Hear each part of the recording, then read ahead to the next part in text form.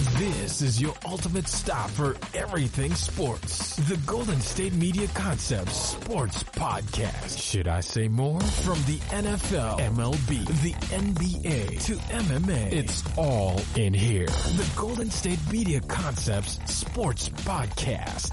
Listen now.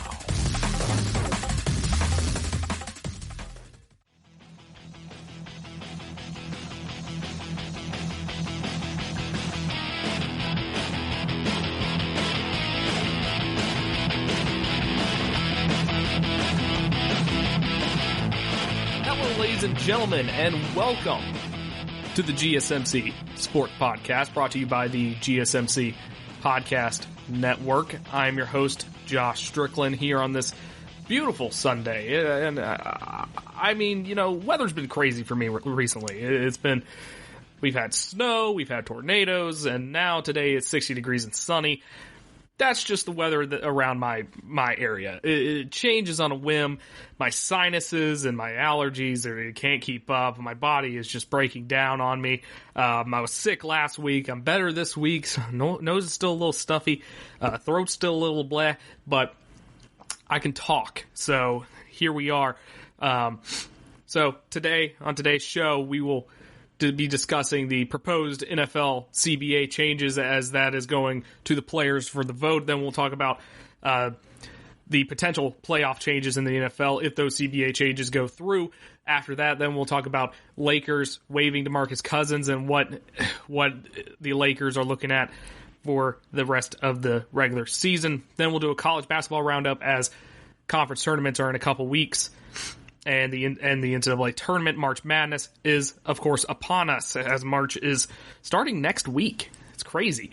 And then we will relive Miracle on Ice. We'll have a discussion of Miracle on Ice on topic 6. But first, we're going to talk about the big fight that happened last night. Of course, I'm talking about Wilder versus Fury.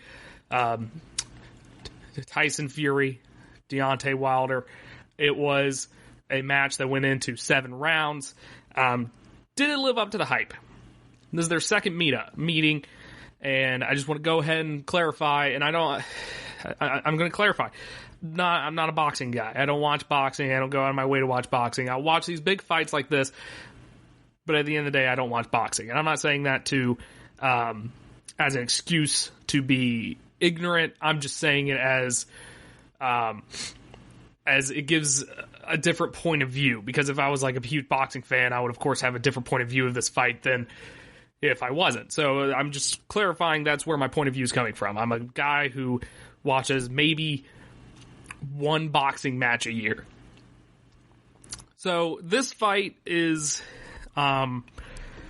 it was just pure domination, honestly. Tyson Fury dominated the entire fight from the halfway through the first round. The first round was a little bit more even, but you could argue that Tyson Fury was having his way throughout the entire first round as well. And then you get in the second round, he knocks Wilder down, and then after that, it's done. I thought it should have been called off in round 3, but we kept going. And then round 5, Wilder was off balance. He was wobbling around, and it did not look safe for him to still be in there. And then he somehow survived the rest of round 5, somehow survived round 6, and then round 7, they finally threw in the towel. His corner finally threw in the towel, and that was that. Tyson Fury won. And going into this, I had the same mindset as MMA. When I talk about UFC, with Conor McGregor and all that, it is kind of these combat sports. Most of the time, it's disappointing.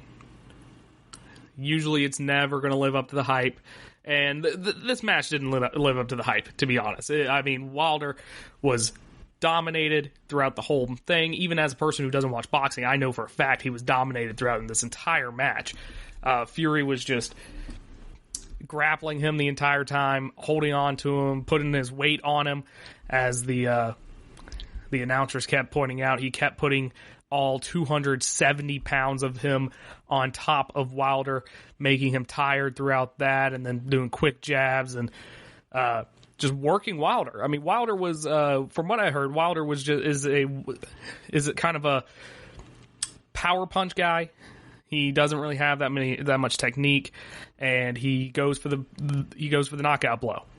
Pretty much most of the time. He goes for the power punches, and he goes for the knockout blow most of the time. And Tyson Fury took that away from him. He just stayed close to him and didn't let him like wind up any punches, any power punches, and he just, anytime there was any hint of Wilder getting some momentum, Fury just grappled him and just put his entire body on top of Wilder. That's how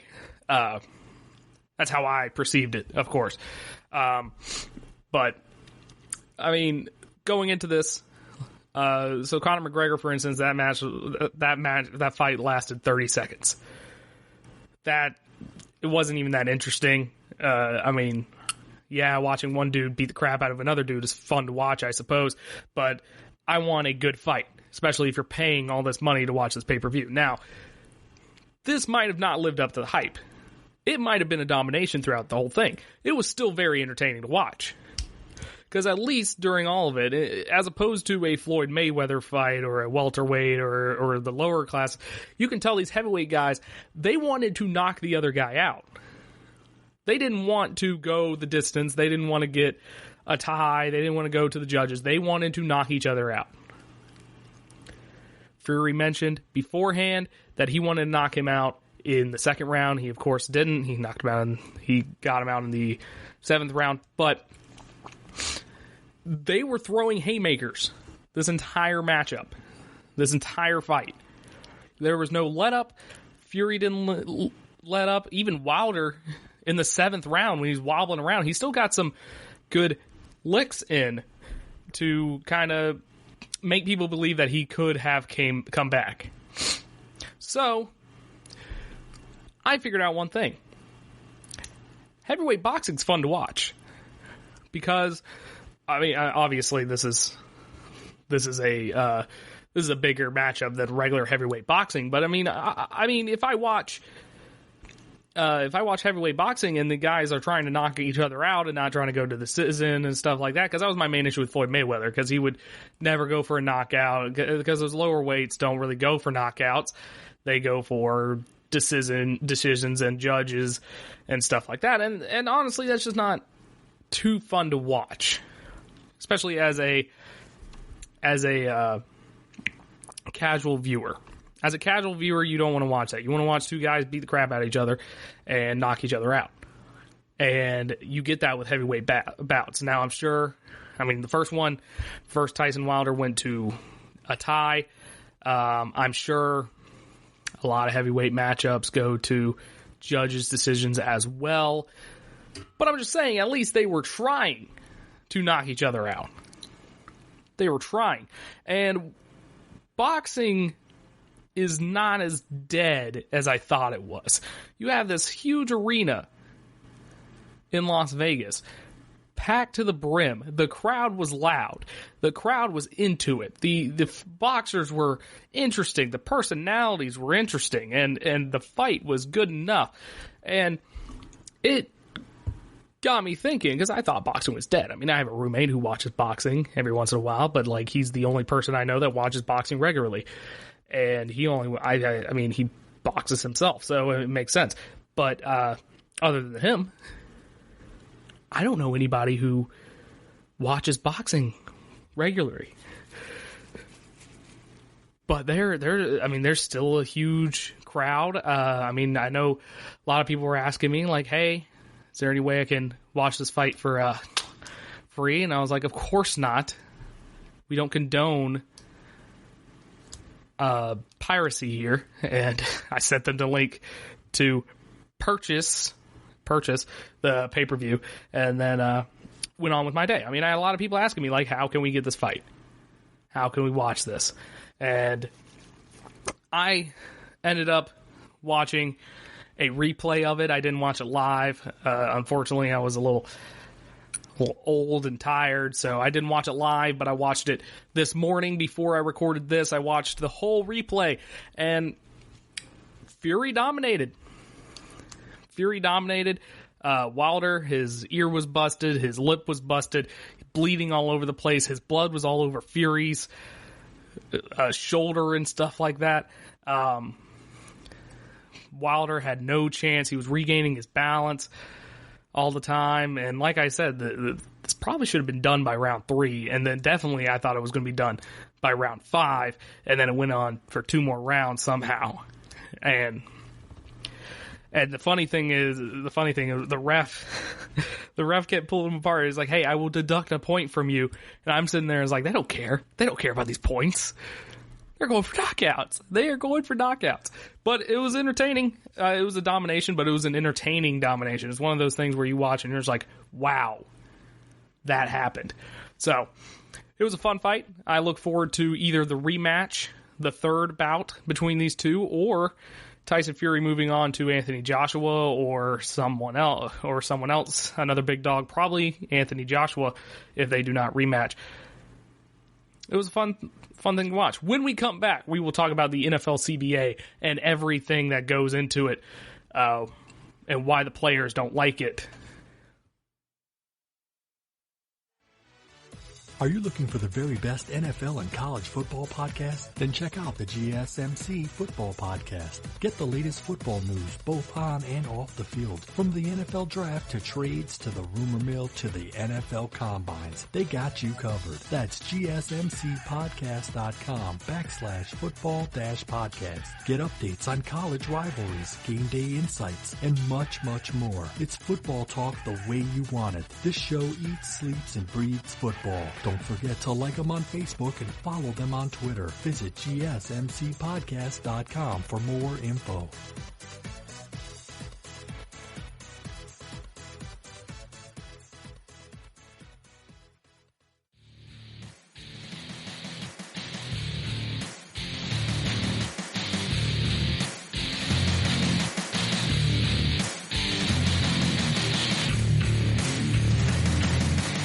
J.J. Watt said that it's a hard no, the CBA. This is a hard no from him. I've noticed a lot of star players are saying no to this and no to the CBA. So the new CBA is coming up. The owners have already voted on it, and they passed it. So it's going to a player vote, or it's going to the player representative vote, which each team sends a player representative, and they will vote. And if they get 2/3 majority, then it will go on to, or no, if they get a 2/3 majority, yes, then I think that's it. If they get a 2/3 majority, no, then it will go to the entirety, every player of the NFL, and if that's 2/3 yes, then it will pass. If that's 2/3 no, then, or if it's not 2/3 yes, then it won't pass. I think that's how it works. I'm not 100% positive, but it's going on to the player representatives now. So what is in the CBA? Now, of course, you've probably heard about the big ones, which is the proposed 17th game and the adding 2 teams to the NFL playoffs. So they're kind of going to a 14-team layout where there'll be an additional wild card game. The number 2 seed in each conference will not get a bye week anymore, so the only bye week will be from the 1 seed. So that alone is a big issue amongst most players, because the 17th game, you're adding another game for pretty much no reason other than the owners want to make more money. And then so star players are very against that. The playoff expansion we'll talk about in the next segment, because that's kind of its whole thing. This is more in the nitty gritty of all the stuff. But here are the other. Here are some more concessions that the NFL Player Association sent a memo players late Thursday. That the players will review. They pushed back the vote, I'm pretty sure. So here we go. So minimum salaries will rise by $100,000 in 2020 for rookie players, and by $90,000 for other players on minimum salaries. So that's pretty nice for all those lower guys who are kind of on the practice squad or on the edge of a roster or something like that. Players would no longer be subject to suspensions for positive tests for marijuana, which that's a huge talking point. A lot of players are for that, and a lot of people want to get rid of it because a lot of players say that marijuana would help with recovery and with the daily grind of the NFL, which I've never used the stuff, but I'm assuming that it would work from what I've heard. It would work in that way. The implementation of a neutral decision maker for most discipline cases, removing that power from the commissioner. That's another thing that's been a big issue in the NFL with Deflategate and a bunch of other stuff that's happened recently. Everybody thinks Roger Goodell just has an iron fist, and he just kind of makes decisions on his own with no rhyme or reason sometimes. So that's a huge thing, getting a neutral third party in to help make disciplinary decisions. So that's a good thing. A 5-day acclimation period, increased from 2 days before padded practices in training camp. So currently they practice like 2 days and just helmets and shorts before they do full pads. If this gets passed, it will now be 5 days before they start doing full pads to get everybody back up to speed in the conditioning of an NFL team. Pension and 401k increases for current players, and an expansion of pension eligibility for vested former players, which that's retirement and getting pensions after retirement, which is a big deal because a lot of NFL players kind of blow their earnings a little early, so the pension helps them out, especially with some medical costs. But the medical costs get offset by the creation of a network of hospitals in each NFL city, in which all former players would receive no-cost physicals, preventative care, outpatient orthopedic services, and mental health counseling. So that's another great thing. So if you're a former player, you can get free care, free healthcare, pretty much, and that's huge. That by itself is huge. So I don't know if there's if you have to play in the NFL for a certain amount of time, because I know you have to play in the NFL for a certain amount of time to get the pension and stuff like that. I don't know if that's the case for the hospital and the healthcare thing, but that is huge because it helps with the mental health, the CTE issue that's going on. It doesn't help prevent it, but it helps kind of deal with it in a little bit. It helps former players kind of get acclimated to it, and it helps former players just in general. So overall, this seems like a good thing for the players. So why are the players kind of wavering on it? Well, a lot of players have said that the CBA doesn't actually satisfy the demands that players have been asking for a 17-game season, which J.J. Watt said hard no on that. I mean, that extra $100,000 would be life-changing to an undrafted rookie playing special teams, but for Watt and people that receive big contracts, they have different goals, stuff like that. So why is this 17th game such a big deal? Let's get into that. So there are logistical concerns, because that means some teams will be playing 7 home games. Some teams will be playing 9 home games as opposed to 8. Some teams will be playing 8 as opposed to 9. So some teams will be playing more away games than home games. There could be an extra bye week that could help out with the players getting not killed. Stuff like that. Then you have the contracts that have already been signed for 16 game seasons. How does that 17th game affect the already put in place contracts? And then, of course, you have the record books. Records will be kind of tainted. I mean, that was a thing when they moved to 16 games. That was the thing when they did that, and that's always an issue when you expand. You add more games on there. But when you look at the broad scope of this, it does seem kind of like that the stars of the league are kind of being against this because there's not really much benefit for them.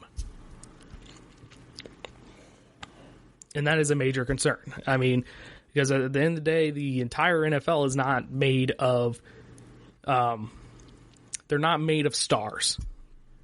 There are those guys that play on the practice squad. There are those special team guys who are the 53rd man on the roster that don't get paid millions and millions of dollars. They get paid league minimum, which is, I don't remember what the league minimum is. I think it's like $50,000 or something like that, which is still not terrible. But they're still putting their body on the line just as much. Well, maybe not just as much, but they put their bodies on the line every week to get not even 1% of what the quarterback gets. And there's no benefits pretty much once you retire. So this definitely comes down to the smaller players. Now, of course, the 17th game is a huge deal. I personally think there's no need for a 17th game because there's no reason for that. Obviously, the owners want a 17th game because it will increase TV revenues. They can sell those TV rights one more time and get more TV revenue. Another reason why they're trying to expand the playoffs. But at the end of the day, they're just doing it for money. They don't really care about the players. They don't care about the player safety. Then, of course, you have the fact that some teams would probably, like, would the Stars sit out that 17th game? Would that 17th game even matter? Especially with these added playoff spots. Making the regular season a little less hectic. It's less of a grind. You can get 3 wildcard teams in there, which basically means in the past, all you have to do is be 8 or 9 wins and you can make the playoffs. So I can see a lot of teams resting their stars and making that 17th game very, very boring and unexciting. But we'll discuss the playoff format when we return. Check out the show that's built on the MMA. From the UFC to extreme cage fighting, they got the fights covered. Check out the GSMC MMA podcast. Get the latest news on past or upcoming fights. Join us as we talk to and about some of the biggest names in the MMA, past, present, and future. When it's the fight game, there's just one show to check out. GSMCpodcast.com/MMA-podcast. Don't forget to like them on Facebook and follow them on Twitter. Visit GSMCpodcast.com for more info.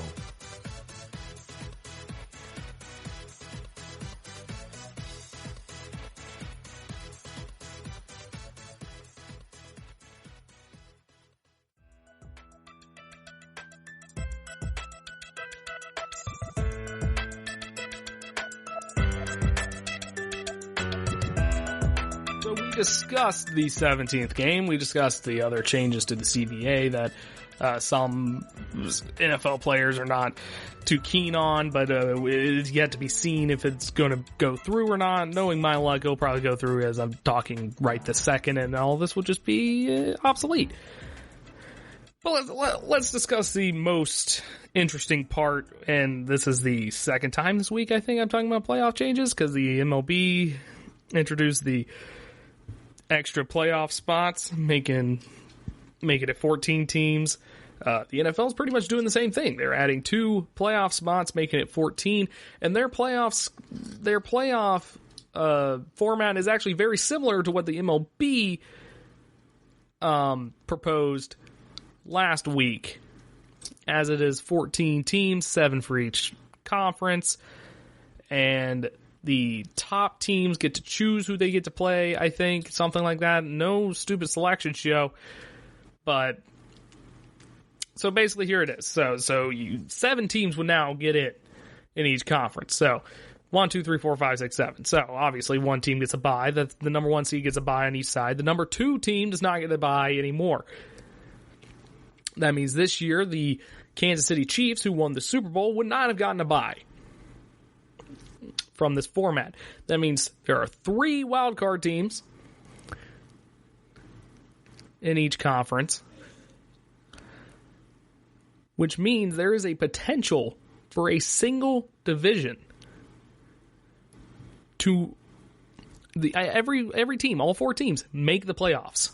A single division, which has never been done before, but it could happen in the future.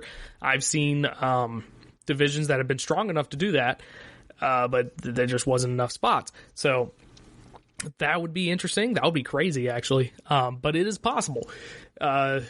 Usually a division has that 1 weak link that everybody kind of beats up on, and that's why that's two free wins for each team. But I've seen some teams, the NFC West sometimes had teams like that, where the Cardinals were meh, and the Seahawks had the Legion of Boom, 49ers had Jim Harbaugh, and the Rams were 7-9 every year because they had I'm blanking on his name, but they had you know the guy, the 7-9 guy, you know what I'm talking about. So there have been points where divisions could get in. Now, here's I have the same issues as when I talk about the baseball playoffs. People keep saying it makes the regular season better, and people keep saying it's more football. Why would you hate that? And my thing kind of is just like, you already see disparity between the top teams in the NFL and even the medium teams.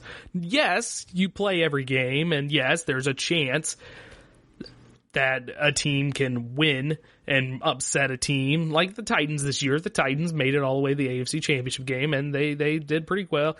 But you already get mediocre teams. Despite what the Titans did, they shocked the world. They made the AFC Championship game, played really well going up to it. But they're a mediocre team. Even with Ryan Tannehill, with his resurgence, and with I'm blanking on names right now, man. Jeez. They still,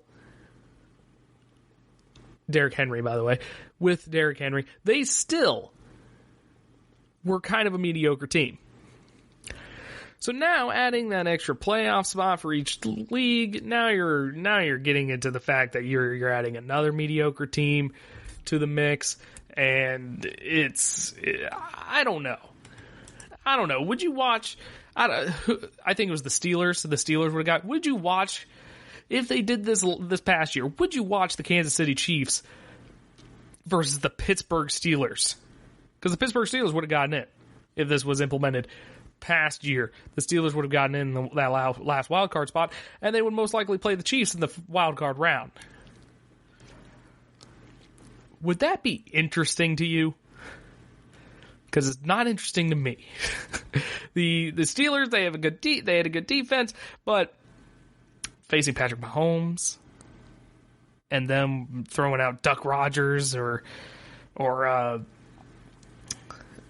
blanking on names again, but whoever the other quarterback is, they're going to throw those guys out and try to beat the Chiefs. No. It's terrible. It's a terrible idea. It kind of devalues the regular season a little bit, because if one extra team could get in, hell, if a whole division can get in, why does that last game matter then? For seeding, I suppose. But if there's a chance that the whole division can get in, then what is stopping the top 2 teams of the division not to care?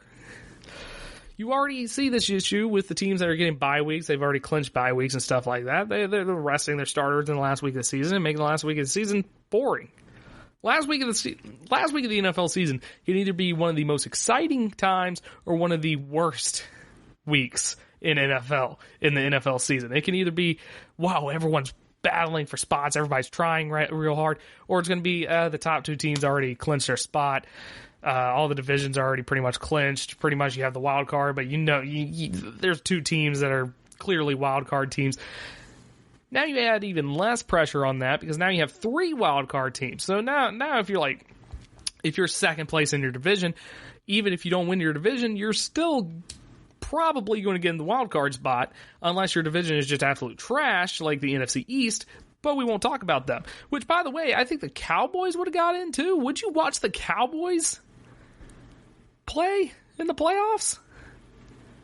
The Cowboys. I didn't even want to watch the Eagles play in the playoffs. But they won the division. And the Cowboys would have gone in too. In down years like this, you would have gotten not good teams making the playoffs. Do you want to see that? Because I don't. Like, I'm not trying to talk bad about these teams. I'm not trying to talk bad about this whole new proposal and all that, because of course it hasn't gone through yet. But why? Just why? The only positive I see of it is that on wildcard weekend you have 3 games on Saturday, 3 games on Sunday, which that means it's just 2 full days of football. You have no college football to battle against on Saturday, so that works out for the NFL. Of course, the owners would get a lot more money. The league would get a lot more money because of TV deals, and you would think that would trickle down to the player. No, of course it won't, but yeah, I mean, that's interesting. You get more football. You get 2 extra football games. You get 2 extra football games. They won't matter because they will be blowouts, but hey, 2 extra football games. I'm not a fan of this, if you couldn't tell. I just think it's unnecessary. I mean, you're fixing something that ain't broke.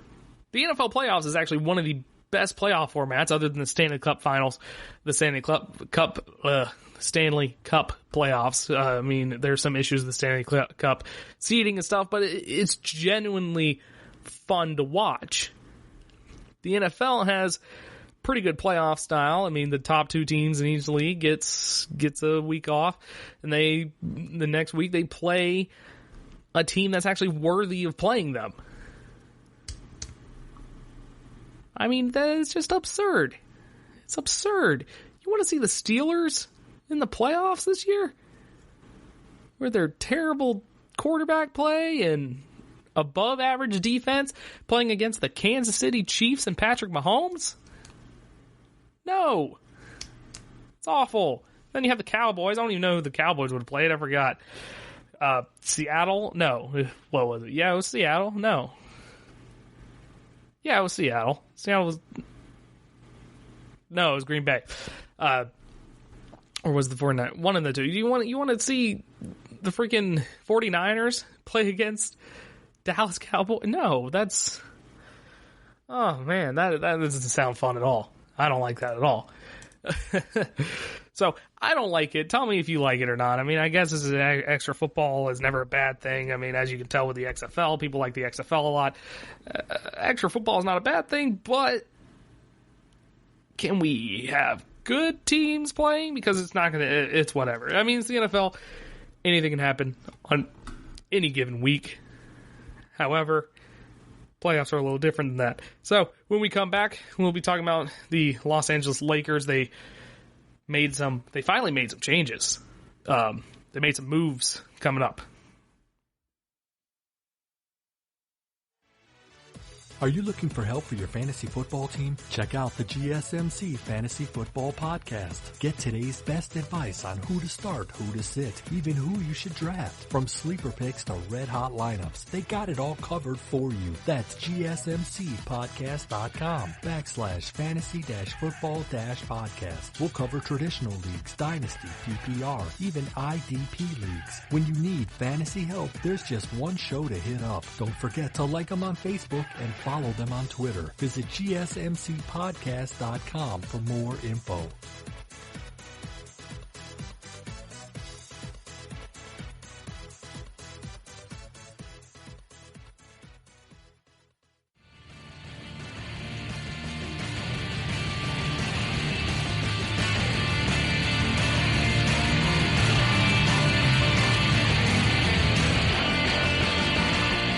So the Los Angeles Lakers finally made a move. They were quiet through the trade deadline. They were claiming that they care about team chemistry more than just hoarding on the best players, which is the Clippers' strategy. Apparently, the Clippers are just hoarding all the best players.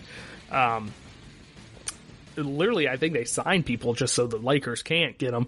But the Lakers, they're finally making moves. They're getting Markieff Morris, which is Marcus Morris's brother. So the Morris brothers are in Los Angeles at the same time. They waived DeMarcus Cousins, which was not a surprise at all because it was clear that his rehab was not. He was not going to be ready to play anytime this year, but they still did. He still gets to work with the Lakers, rehabbing and stuff like that, and practicing, which means he's basically part of the Lakers without being part of the Lakers. So that's a pretty smart move, I'd assume, on the Lakers' part, because they can just re-sign him, of course.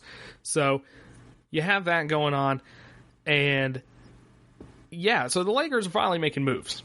They're number one team in the Western Conference. They're kind of moving away from the Clippers a little bit. I don't have the standings right in front of me. I can pull them up real quick, but they're moving away from the Clippers a little bit. They're 42-12. They're 6 games ahead of the Clippers for the number one seed.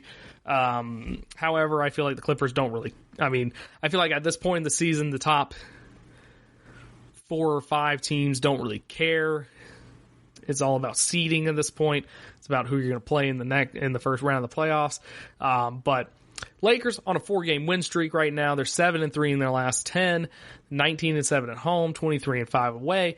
So they don't necessarily have to make changes, but making changes is never a bad thing, especially at the trade deadline. Sometimes trade deadline makes or breaks a championship team. You can't be complacent.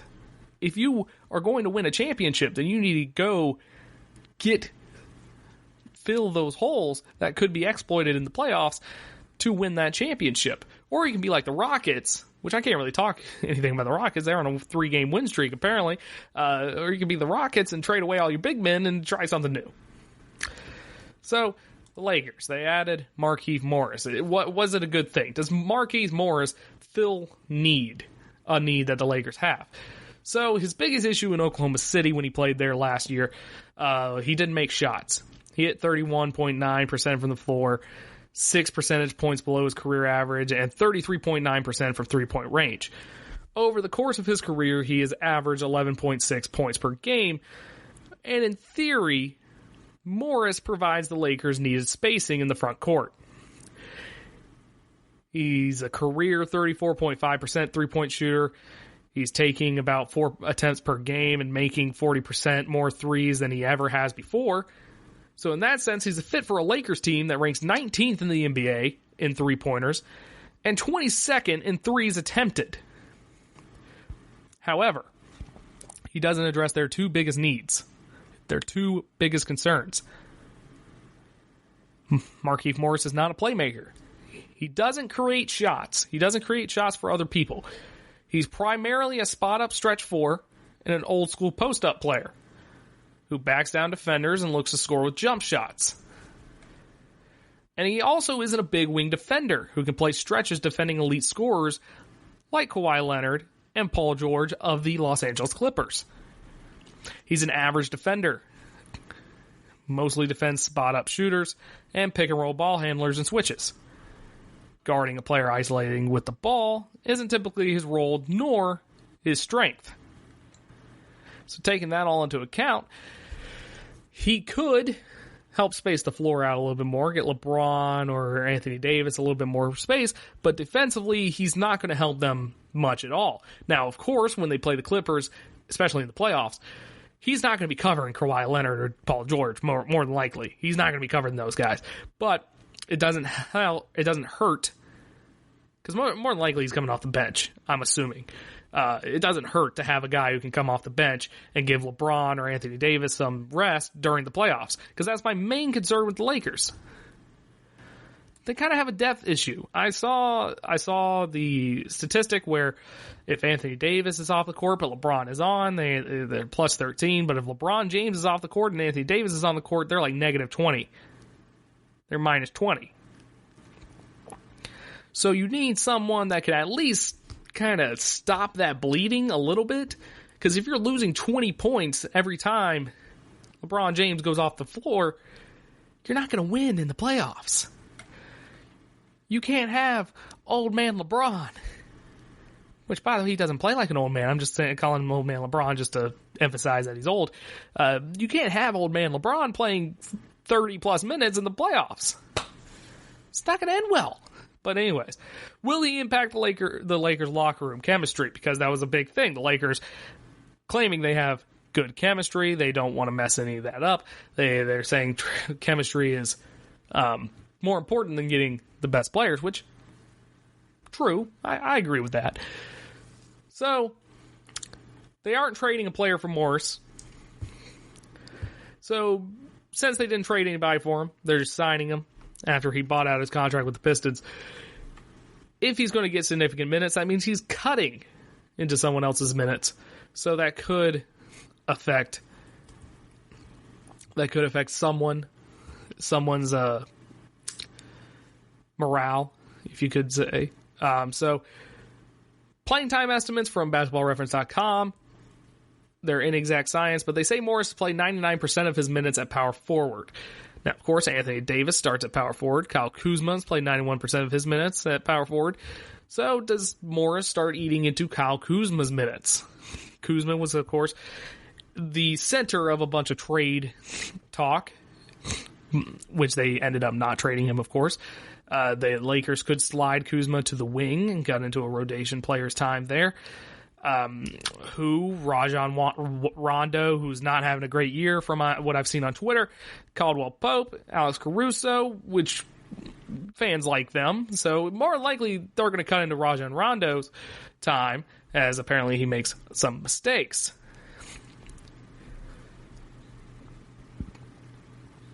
So,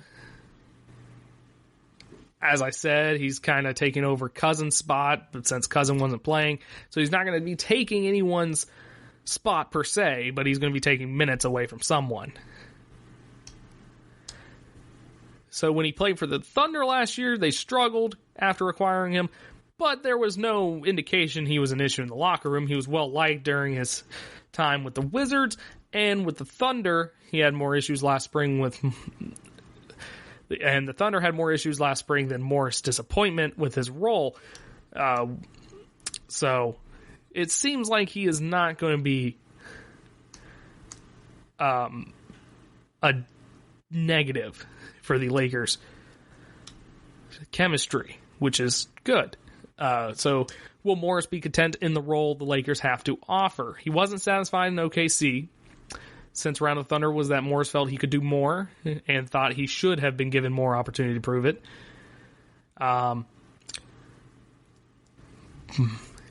This article mentions that Marcus, then a Celtic, blasted OKC coaching staff for its approach to the Blazers series and for the way it deployed his brother.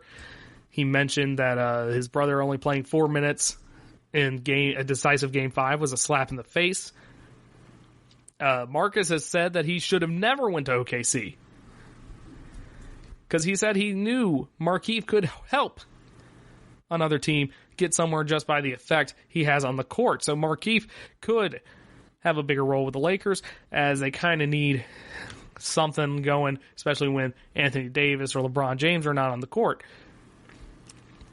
And it all comes back to minutes. Last season, Morris dropped from 26 minutes a game in Washington to 16.1 minutes in OKC. In the playoffs, that fell to 11.8. This season, he averaged 22 minutes with the Pistons. So how is he going to fit with the Lakers? Where is he going to play? Whose minutes is he going to take? These are all interesting things to ask, and these are all interesting things that we will find out when the Lakers start playing more games again. So, we will see. We shall see. Because it's going to be interesting how they handle it, and it's going to be interesting if he actually does have an effect on the Lakers.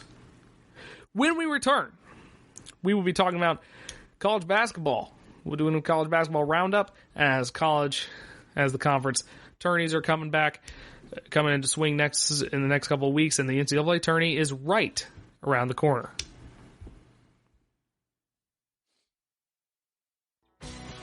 Are you looking to get your college football fix? Looking to get the latest news on your favorite school's team? The GSMC College Football Podcast is your ticket to all things college football. Join us as we talk college football from the national championship, the college rivalries, the bowl game, to the Heisman Trophy. To which conference is the best? We've got you covered for the Big Ten, SEC, Big 12, the Pac-12, ACC, and everything in between. Download the GSMC College Football Podcast on iTunes, Stitcher, SoundCloud, Google Play, or anywhere you find podcasts. Just type GSMC in the search bar.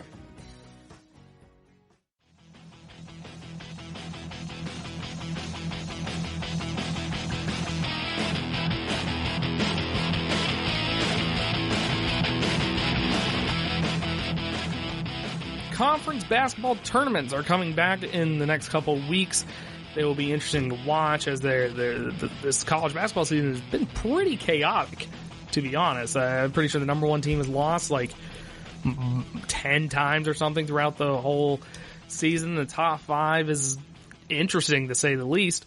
There's only 3 ACC teams that are pretty much guaranteed to make the playoffs at this point, and potentially 4 or 5. ACC's having a down year. The group of 5s are having better years. The smaller conferences are having good years. So let's start with this college basketball look around. Let's start with just the solid top 25. So first off, you got Baylor, 24-2. Number 2, you got Gonzaga, 27-2. Kansas Jayhawks, they're 24-3, which I'm pretty sure they just beat Baylor, by the way, so they'll probably move up. San Diego State Aztecs, they lost their first game of the season a couple nights ago, so they're 26-1. Dayton Flyers, they're 25-2. Duke, 23-4. Maryland, 22-4.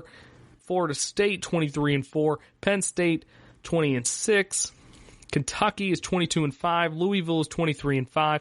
Louisville's kind of been on a skid lately, losing to Clemson and then losing someone else that I can't name off the top of my head. They lost to Georgia Tech and then they lost to Clemson, but then they bounced back with wins over Syracuse and North Carolina, and they play Florida State tomorrow night, so that's going to be an interesting game. Interesting ACC matchup right there. Then you have Villanova, 21-6, got Auburn Tigers trying to make it back to the Final Four with 23-4. Oregon, who's kind of had a fall from grace recently. They were the number 1 team a while ago, and now they are 21-7. What happened there? Well, they had a couple overtime games with Washington and USC, which they won in overtime, but then they lost to Stanford. Oregon State, couple wins against Colorado and Utah, then lost to Arizona State, and then played another overtime game with Arizona. So they've had a little bit of a skid. They're still in good shape, but 21-7, and they're ranked 14th. Creighton Blue Jays are 21-6. Seton Hall Pirates 19-7. West Virginia Mountaineers 19-8. Colorado 21-7. Marquette is 17-9. Iowa is 19-8. Butler at 21 is 19-8. Houston 21-7. BYU 23-7. Arizona Wildcats 19-8. And Ohio State, Ohio State's been up and down recently throughout this whole year, but they're back in the top 25, rounding it out. They've had notable losses against Penn State, Minnesota, lost to Wisconsin, lost to Iowa in their previous game after starting out the year on a 10-0. They were ranked number 1 at one point. Now they're ranked 25. This season has just been so volatile. So we head into Bracket Watch. Here's some couple of notes of Bracket Watch that are going in. We're 23 days. Actually, we're more like 20 days. 21 days until Selection Sunday. So there's some teams to watch out for. There's a big thief in the Southern Conference, the SoCon. East Tennessee State got a big win at home against Furman on Wednesday night, take over the sole possession of first place in the league. They are 24-4. They have a double-digit win at LSU. They are number 38 in the net. Going into Thursday night, they have a strong at-large case should someone else win the SoCon tourney. Same goes for Northern Iowa in the Missouri Valley. The Panthers have a big upset at Colorado in their back pocket, but twice as many Q3 losses as that lone positive Q1 result. Utah State busted their way into the first four this week. The Aggies have quietly won 8 of their last 9, beat Florida and LSU in non-conference. They also played much of the year without star center Neemias Queta. What a name, by the way. Who is healthy and logging big minutes now. Utah State should be favored to win its final 2 games of the regular season, which is against San Jose State and New Mexico. And they could sew up the number 2 seed in the Mountain West tournament. A run to the finals, even if that means a third loss to San Diego State, it's probably a requirement for them to make the NCAA tournament. But with the ACC being so weak this year, there's plenty of spots for these smaller conferences to get more teams in the tournament, making the tournament a little bit crazier. So, quality of win can change rapidly. Utah State and East Tennessee State are 2 teams rooting for a strong finish by LSU. LSU were considered a number 4 seed by the committees just 2 weeks ago, and they're down to number 7 this week after losing 4 of their last 5. Then you have St. Mary's. They go there from the first 4 all the way to a number 9 seed, largely because of the surge by Arizona State into the field. They beat the Sun Devils by 40 points in Phoenix back in December. So, we have a quick bracket projection with Baylor, San Diego State, Gonzaga, and Kansas all being 1 seeds. Baylor, of course, just lost to Kansas, but they can still be in 1 seed. And you have interesting matchups such as Creighton versus Austin Peay, Maryland versus South Dakota State, LSU versus Wichita State in the South region. East region, you have Texas Tech, Rhode Island. You have NC State / Utah State, one of the 2, against Butler, which NC State, Utah State, NC State could sneak in. They could be the next ACC team to get in. We'll talk about that when I get to conferences a little bit here. Then you have Arizona could play Cincinnati or Virginia. Virginia could sneak back in there after a pretty disappointing year this year for them. Houston, Florida could be another good matchup. Marquette versus East Tennessee State could be a great first-round matchup in the Midwest region.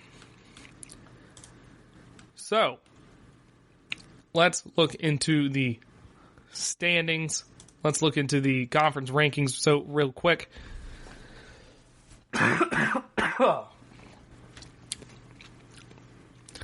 Let's look into the conference rankings real quick. In the America East, Vermont is leading it, 12-2. Stony Brook right behind them, 9-4. The AAC, you have Houston on top at 11-4 in conference, 21-7 overall. Then you have Tulsa at 10-4, 18-9. Then you have Cincinnati and Wichita State coming right behind there, 10-4 and 8-5 respectively. Atlantic 10, you have Dayton at 4-0 in the conference, Rhode Island at 11-3, Richmond at 10-4.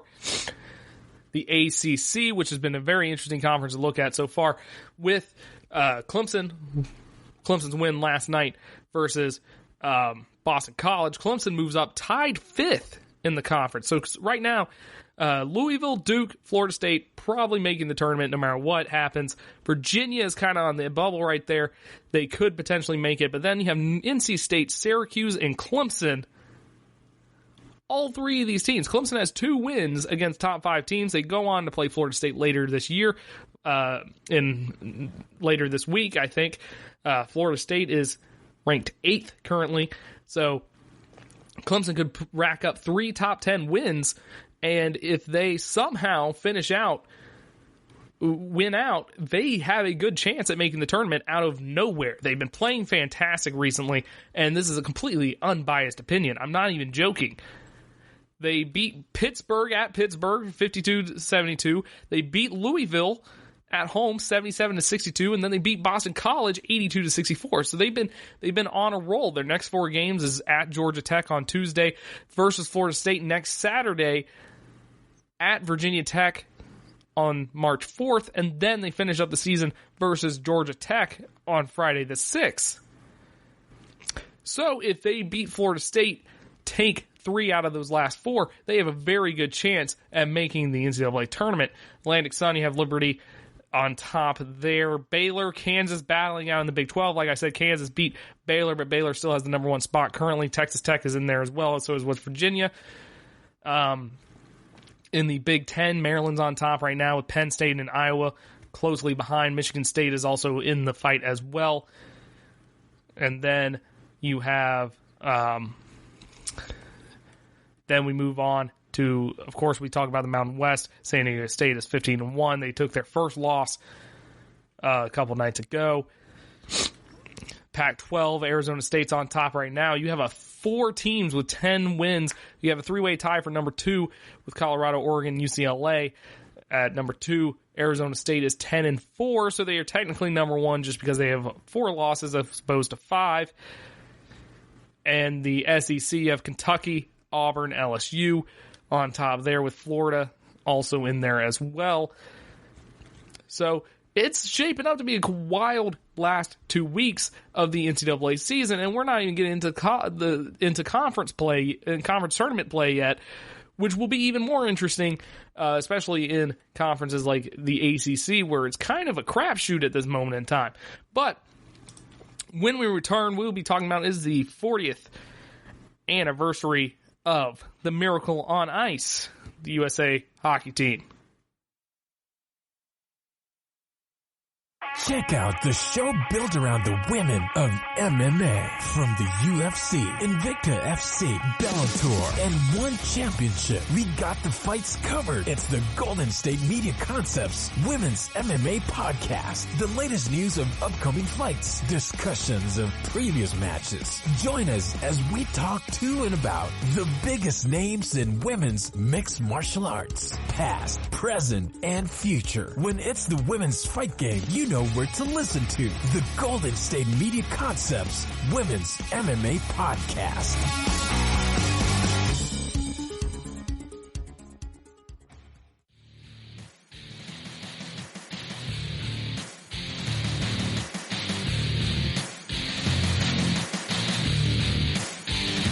You know it. Everyone knows it. It is one of the most historical calls in all of sports history. Do you believe in miracles? Yes! By Al Michaels, by the way. Holy cow, Al Michaels has been here forever. No offense to him, of course, but it's been forever. So it is the 40th anniversary. February 22nd is the day after the 40th anniversary, but it's the 40th anniversary, February 22nd, 1980. The United States hockey team defeated the USSR, the Soviet Union hockey team, in not at the gold medal round. A lot of people think it's for the gold medal, but it was not. It was it was to get to the gold medal round, I'm pretty sure. But it was a big moment because it was the height of the Cold War. One of my friends in our high school class, we had a high school world history class, and basically we were given projects where we had to we were given a time period, and then we had to give a presentation on that time period. My friend got the Cold War, and he was giddy. So for everybody was being super serious. It was like, I got like 15th century China, so I had to deal with dynasties and stuff like that. It was not fun. But he got the Cold War. So basically his entire presentation involved Rocky IV, a lot of Rocky IV references, and also it involved Miracle on Ice. Because Miracle on Ice was a big moment in the Cold War, whether you believe it or not. Because sports do play that big of a role in how people perceive things. I mean, that's just how it is. So, yeah, it was important. I wasn't alive during it. I'm just doing it from secondhand accounts. My dad says it was one of the greatest sports moments of all time. You had a whole country that originally doesn't really care about hockey. To be honest, the NHL is the fourth biggest sports league. Very stagnant growth. It's not growing at the rate of the NFL. I mean, the NFL and the NBA, the NHL is old, but the NFL and the NBA have just surpassed it.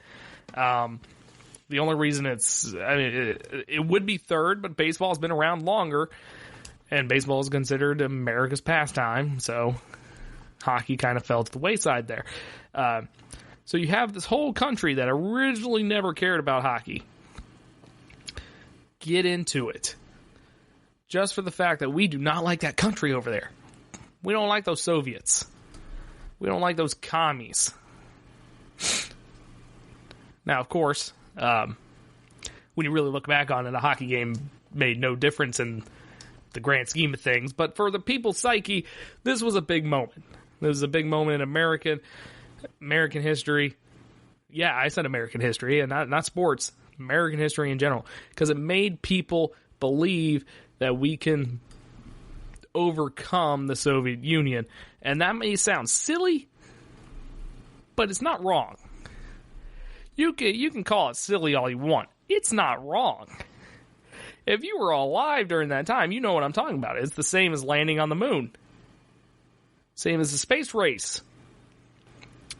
We beat them at something that they're prideful about, so we feel more pride about it. And you still see it nowadays. Whenever the Olympics roll around, you see people care about swimming and gymnastics and stuff like that. It's stuff they never cared about before. The World Cup is a good example. When the men's team is in the World Cup, then the World Cup is the most watched event that year. People like cheering for America. I mean, people like cheering for their country, period. Is always a thing. When the U.S. men's soccer team was not in the World Cup, I know a lot of people that are like, why would I watch the World Cup? America's not in it. Why on earth would I watch the World Cup? Of course, if you're a sports fan like me, I'm going to watch the World Cup no matter what. I'm going to watch the Olympics no matter what.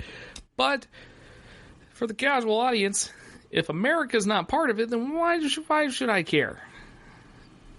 Why should I care? So it bred, I feel like this event by itself bred this kind of American nationalism type deal only in Olympic sports. A lot of people say they trace their love for hockey back to the 1980 Olympics because they were 10 years old.